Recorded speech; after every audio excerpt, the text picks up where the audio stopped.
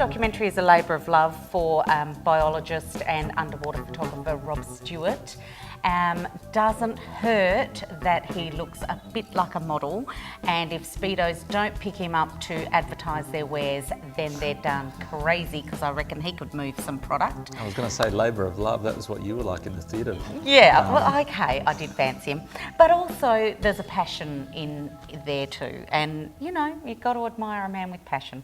He was filming sharks most of his life. That's what he spent his life doing. He adores sharks.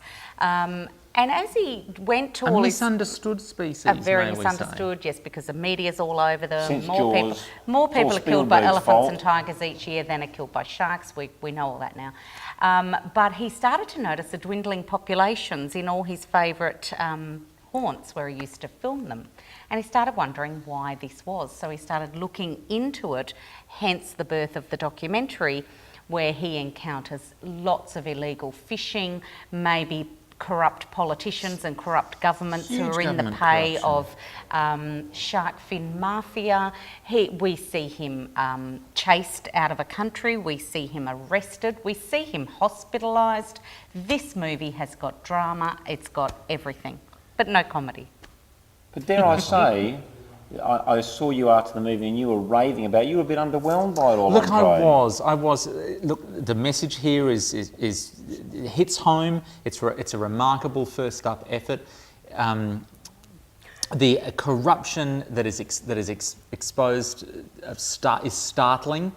He does get hospitalised. He does face arrest. He's run out of countries, and they narrowly escape the armed forces and the Coast Guard. And he does lots of undercover filming of areas where, you know, they're selling their illegal wares. But I made a gag earlier in the show, and I said I came out of this hungry rather than angry.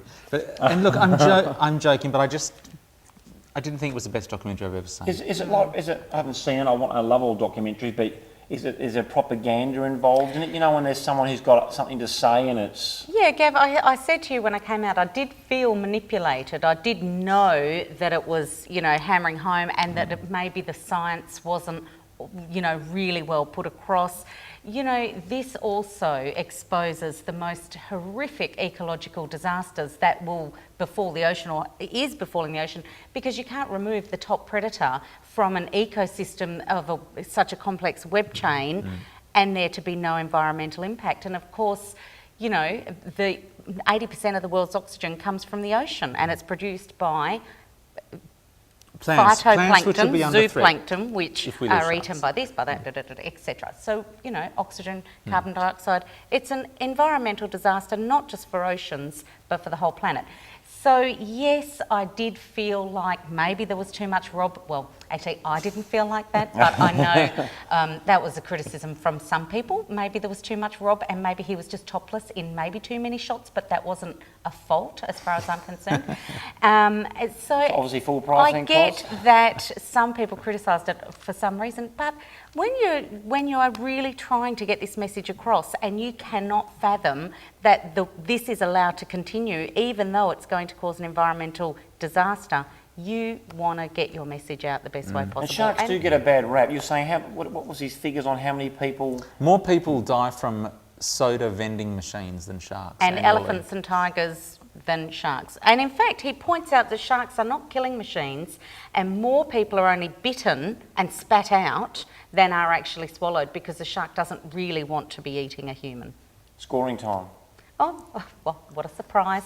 I'm giving Rob a full price. I'll put that down for documentary number 73 that's been given full price by Coz in the last 8 years. Now, you said it's not as good as an Alien Warnos, and it's not as good as a Thin Blue Line, and maybe it isn't, but they are still the absolute pinnacle. Okay, so there's degrees of full price. Because I'd still rather pay full price to go and see this than pay full price to go and see Pineapple Express or even the next level down. I would agree, but can you recommend this? Oh, to everyone I know. And if you are a teacher, take your class or wait for the DVD. There are teachers' notes. Get everybody involved. Tragically, they're the only people that are going to see Sharkwater, is teams of school kids taken there by school teachers. Well, they might change the world. This is fine and upstanding, and I enjoyed it, but it ain't... Solid. It's solid. Half price Tuesday. Did you not cry with the torture and the nasty and... Were you not upset? I was affected.